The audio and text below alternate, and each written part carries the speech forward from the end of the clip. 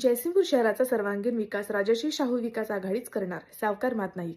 विरोधकांनी कितीही बिनबुडाचे आरोप केले तरीही यावर एकच उत्तर आहे, ते म्हणजे शहराचा विकास. माझ्या राजकीय कारकिर्दीत पहिल्यांदा शिरोळ तालुक्यात एवढ्या मोठ्या प्रमाणात फंड आणणारे आमदार राजेंद्र पाटील यड्रावकर हे एकमेव नेते आहेत.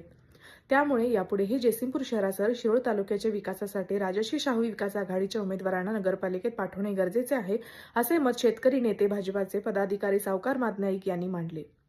जयसिंगपूर येथील आयोजित प्रचार फेरी दरम्यान ते बोलत होते. राजश्री शाहू विकास आघाडीचे नगराध्यक्ष पदाचे उमेदवार संजय पाटील यड्रावकर, प्रभाग 6 मधील नगरसेवक पदाचे उमेदवार महेश कलगुटकी, स्वाती मात नाईक यांनी मतदारांशी संवाद साधला.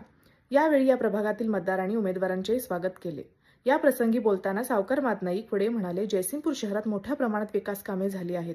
शहरात छत्रपती शिवाजी महाराज यांचा अश्वारूढ पुतळा, डॉक्टर बाबासाहेब आंबेडकर यांच्या पुतळ्याचे भव्य आगमन, शहरातील भुयारी गटार योजना, विविध सांस्कृतिक हॉल, नगरपालिकेची भव्य इमारत, शहरातील पथदिवे, स्वच्छ मुबलक पाणी पुरवठा यासह विविध विकास कामांच्या माध्यमातून आमदार राजेंद्र पाटील यड्रावकर यांची प्रत्येक जनतेबरोबर नाळ जोडली आहे. सध्या नगरपालिकेची निवडणूक सुरू असल्याने विरोधक बिनबुडाचे आरोप करीत आहेत. त्यात काहीही तथ्य नाही. उलट शहराचा विकास करायचा असेल तर आमदार राजेंद्र पाटील यड्रावकर यांच्या राजश्री शाहू विकास आघाडीला मतदारांनी साथ द्यावी, असे आवाहन त्यांनी केले. या प्रसंगी बोलताना नगराध्यक्षपदाचे उमेदवार संजय पाटील यड्रावकर म्हणाले, शहरातील मोठ्या प्रमाणात केलेल्या विकास कामांबरोबर गेल्या अनेक वर्षांपासून झोपडपट्टी धारकांचा प्रश्न आम्ही मार्गी लावला आहे. 200हून अधिक झोपडपट्टी धारकांना प्रॉपर्टी कार्ड दिले आहे. यापुढील काळात उर्वरित झोपडपट्टी धारकांचा प्रश्न मार्गी लावणार आहे. हा जिव्हाळ्याचा प्रश्न आम्ही सोडवला आहे.